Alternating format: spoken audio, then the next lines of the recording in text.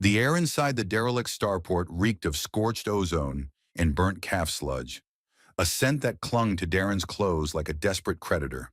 The place was a haven for the half-dead and the half-mad, a labyrinth of broken conduits and flickering neon, where the light gave up the fight somewhere around mid-shift. Darren's boots crunched on a carpet of discarded circuit boards, their edges gnawed by the slow decay of time. He carried a cheap plasma cutter in one hand, a battered tool that hummed faintly, like a dying insect, and in the other, a half-eaten protein bar that had more preservatives than nutritional value. He hadn't come here looking for trouble. Trouble usually found him anyway. But the battered crate marked Entertainment Unit 114X practically begged him to pry it open. The thing was an eyesore in the middle of a junk heap, scorched by plasma burns and spray-painted with a crude smiley face and the words, "Do not return." Ha ha. Like some cosmic comedian had left it there, as a punchline to a joke no one else got. Darren had never been able to resist a mystery, especially one that looked like it might bite him back. "Entertainment, huh?" he muttered, eyeing the crate with the same suspicion he reserved for second-hand grav bikes and too-good-to-be-true Starship deals. He gave the side a cautious tap, half expecting it to explode or belch out a cloud of corrosive gas. Instead, a mechanical lock hissed, releasing a sigh of stale air that smelled like burnt hair and disappointment. Inside, nestled in the tangle of wires and shredded packing foam, was a woman, though not entirely. Her skin was pale with a strange iridescence that flickered like a dying star whenever she moved. Long, pointed ears curved from her temples like delicate antennae, catching the weak light and scattering it in all directions. She wore a tattered bodysuit that had once been silver, but now looked like it had survived 100 plasma storms. Darren let out a low whistle. "Well, I'll be a Grok's uncle. They really went all out on this entertainment unit. She's got built-in mood lighting." He reached in, carefully brushing aside a loose wire that sparked dangerously close to her neck. Her eyes fluttered open, violet irises with flecks of emerald that made the universe shrink to a single heartbeat. She blinked at him, her lips parting as though trying to shape a word. Instead, a soft whimper escaped, a sound that hit him harder than any plasma bolt. "Easy there, princess," he said, his tone rough but not unkind. "You look like someone used you for target practice and forgot to pick up the pieces." He fumbled for his water flask, offering it to her with a sheepish grin. "Can't promise it's gourmet, but it's better than dry air." Her fingers trembled as she reached out, curling around the flask with a strength that surprised him. She took a sip, tiny, careful, and the glow in her skin brightened just a fraction. "Name's Darren," he said, feeling suddenly foolish for introducing himself to a broken entertainment unit. "Starport mechanic, part-time comedian, and full-time idiot, according to my mother. You got a name, or should I just call you Glowy?" She tried to speak again, but only a breathless rasp escaped. Her eyes, though, locked onto his with a plea he couldn't ignore. He sighed, glancing around at the wreckage of 1,000 abandoned dreams. "All right, Glowy," he muttered, setting his plasma cutter aside. "Let's see if we can patch you up before someone else decides you're just another broken toy." And with that, he knelt beside her, the hum of distant starship engines vibrating through the floor like a heartbeat from a dying world. Darren's makeshift workshop looked like a starship graveyard had mated with a junkyard, and their offspring had developed a taste for glow-in-the-dark tape and questionable energy drinks. Bits of broken starship hulls leaned against walls covered in scrawled blueprints, while half-finished repairs sat abandoned on every surface. The place smelled like burnt coolant, stale snack bars, and the occasional whiff of ozone from a malfunctioning fusion torch. He cleared a small corner for her. Lyra, he'd decided to call her, after a star cluster he'd once seen on the edge of a dead sector. A name felt like a small kindness, even if she couldn't quite pronounce it yet. She sat cross-legged on a battered crate, wrapped in a faded thermal blanket he'd stolen from a defunct shuttle's survival kit. Her skin glowed softly now, pulses of bioluminescence that reminded him of the aurora storms he'd once seen on the ice moons. "Can't say I've ever played nursemaid to a half-lit alien before," he quipped as he adjusted the small plasma lamp to cast less shadow. "But hey, there's a first time for everything. Like that time I tried to hotwire a Class A cargo skiff using chewing gum and a prayer. Lyra tilted her head, her elongated ears perking like small radar dishes. She managed a sound that could have been a laugh, or a cough, or maybe the starport rats throwing a party in the walls. Either way, Darren took it as a win. He rummaged through a crate marked "definitely not stolen medical supplies" and pulled out a dermal regenerator that had seen better days. All right, hold still. This might tingle a bit, or it might explode. 50-50 odds. She flinched as he passed the regenerator over a jagged burn on her forearm.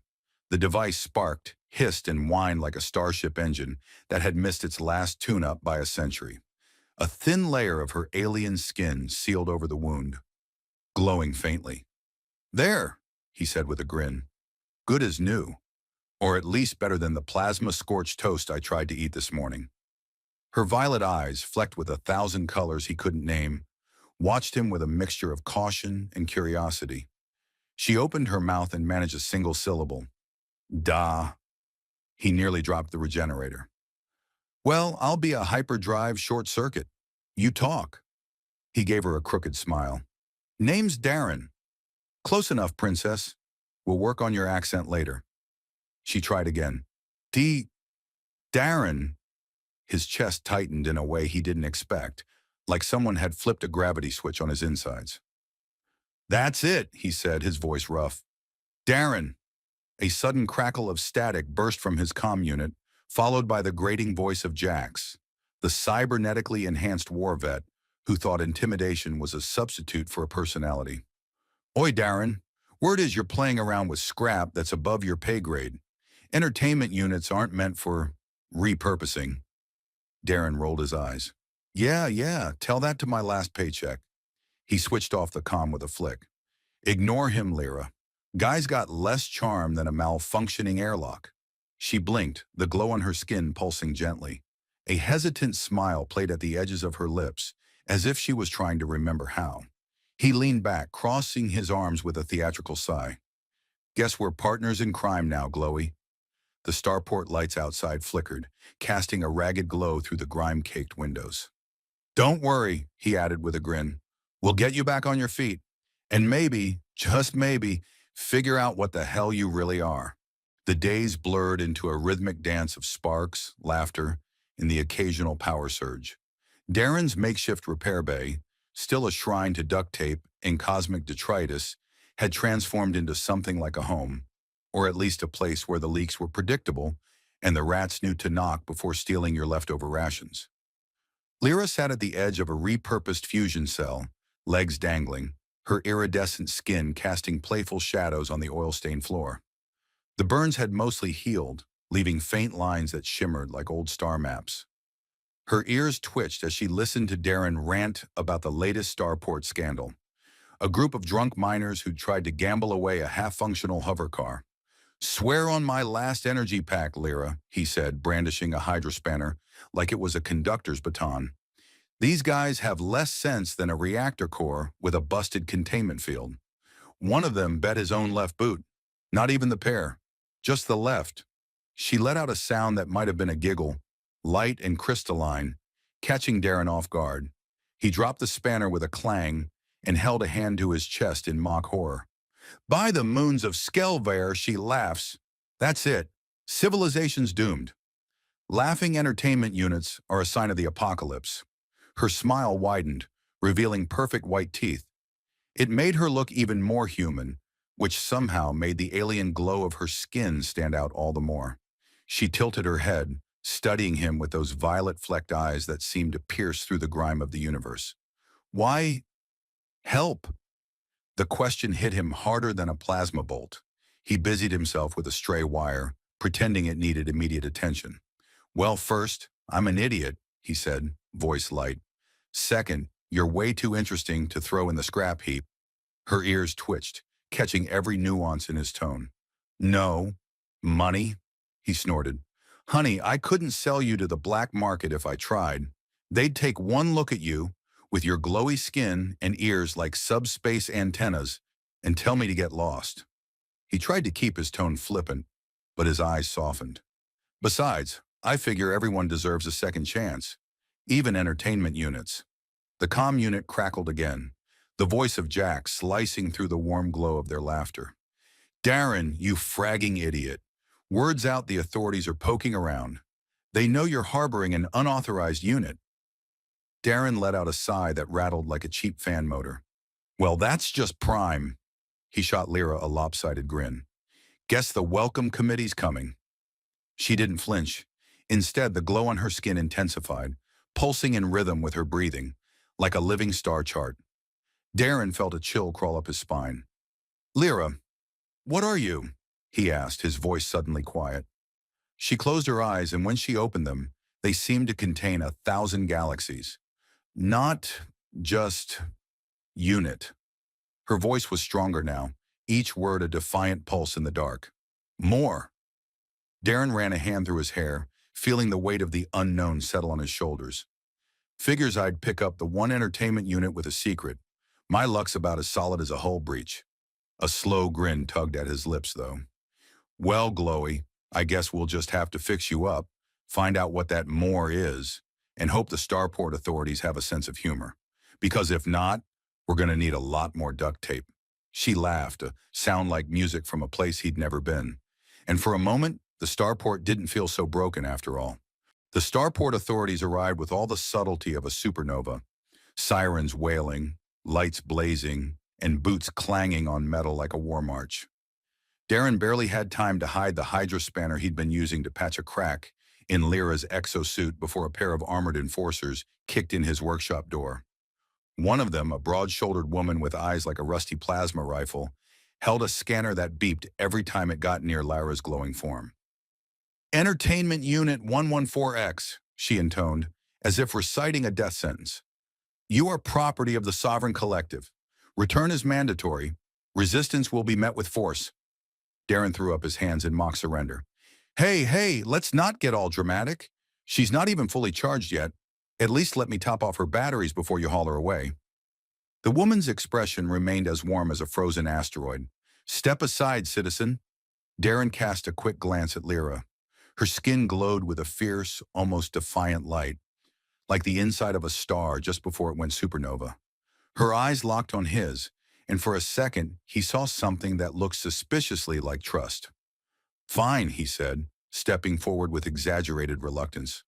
You want her? Take her. But you might want to know she's got a faulty containment cell. Last time I tried to move her, half my workshop glowed like a neutron star. The armored woman's eyes narrowed. Containment cell? Yeah, Darren continued, voice dripping with sarcasm. Leaky as a cosmic sieve. If you want to risk it, be my guest. Just don't come crying to me when half your hair falls out. She hesitated, the scanner wavering in her grasp. Lyra, seizing the moment, rose from the crate. Her bioluminescence flared, painting the walls in hues of electric blue and ultraviolet. For a heartbeat, Darren thought she'd blow the whole place sky high. But instead, she stepped forward calmly, her voice clear. I am not unit, she said. Each word hung in the air like a comet's tail. The woman's scanner beeped frantically, its lights going haywire. She jerked it away as though it had burned her. What the? Lyra's glow pulsed, the circuitry on her arms coming alive like a living map of unknown star systems. I am Lyra, she said louder now. I choose. Darren felt a grin creep onto his face. That's my girl. The enforcer took a step back, fumbling with her weapon. Containment breach, requesting immediate, but she didn't finish. With a sudden surge, Lyra's light brightened until it filled the room, a living supernova that made the starport walls hum. Darren felt the hair on his arms stand on end. Then, as quickly as it had flared, the glow softened, settling around Lyra like a protective halo. The enforcer's scanner sparked and died, leaving her staring dumbfounded. Darren seized the moment, grabbing Lyra's hand. Time to go, Glowy, he muttered, flashing his roguish grin. I'm too pretty for a containment cell. They bolted past the stunned enforcers, weaving between crates and broken starship parts like runners in a cosmic obstacle course. Darren's heart pounded like an overclocked reactor core, but he couldn't stop the laughter bubbling in his throat. I'm starting to think you're more than just entertainment, he called over his shoulder. Lyra's smile, bright and defiant, was all the answer he needed. They ran until the starport was nothing but a fading echo behind them, the smell of ozone and burnt wires replaced by the cold tang of the void. Darren's chest burned with each breath, like he'd swallowed a plasma torch by mistake, but he couldn't stop grinning. Beside him, Lyra moved with an effortless grace that belied the scars she'd carried. Her bioluminescence cast a faint glow on the metal corridor walls, lighting their way like a cosmic lantern. They reached his old shuttle, the rust bucket he'd called it, a name that now felt like a loving insult. It had a dented hull patched with scrap metal from a dozen star systems, an engine that coughed like a dying reactor, and a cockpit that smelled suspiciously like expired protein paste. But to Darren, it was home. "Welcome aboard," he said, sweeping an arm grandly. "First-class seating is all yours. Don't mind the rattling. It's just the ship's way of saying, I love you." Lyra gave him a look that was half amusement, half exasperation, an expression that said she'd come to expect his brand of humor, and maybe even appreciate it. She ducked inside, her ears brushing the doorway. The cockpit lights flickered as he powered up the engines, the hum vibrating through the deck plates like a purring star beast. Lyra settled into the co-pilot's chair, her glow steady now, calm, almost warm. "So what now?" he asked, fingers dancing across the controls. "We've got the sovereign collective breathing down our necks, and I'm pretty sure half the starport authorities want my head on a pike." She tilted her head, a small smile curving her lips. "Now, we choose." Her voice was stronger than it had been, no longer a hesitant echo, but a melody filled with stardust and determination. Darren barked a laugh. "That's the spirit, Glowy. Freedom's overrated anyway." He pretended to ponder. "Course, we could try that quiet moon on the edge of the Vega Drift. Heard the local cuisine's a mix of moss and disappointment, but at least it's quiet." Lyra's laughter, a sound like cosmic wind chimes, filled the cockpit. "Vega Drift," she agreed. He set the coordinates, his grin fading to a softer smile. "You know, I never planned on rescuing anyone. I'm a guy who fixes broken things because it pays the bills. But you—" He paused, staring at her glow, the way her eyes shimmered like galaxies. "You made me realize sometimes the broken things are worth fixing for their own sake." She reached for his hand, her skin warm and alive. "And you taught me to be more than what they made me." Darren's chest tightened in that funny, hopeful way he'd only ever felt when staring at the stars, wondering if he'd ever make something of himself. "Guess we both got a second chance, huh?" She squeezed his hand. "Together." He flipped the last switch, and the rust bucket lurched forward, engines whining like an ancient ballad. Stars streaked past the viewport in brilliant arcs of silver and blue. "All right, Glowy," he said with a grin. "Let's see what's out there." As they left the starport in the past behind, Darren felt something he hadn't felt in years, the thrill of possibility, of charting a course no one had written for him. And in that glow, hers and his own, he found something even more precious than freedom, a purpose. Together in a rickety old shuttle that smelled like burnt wires and hope, they flew toward a future brighter than any star, leaving behind the scars that had defined them and forging a new path in the dark, vast sea of space.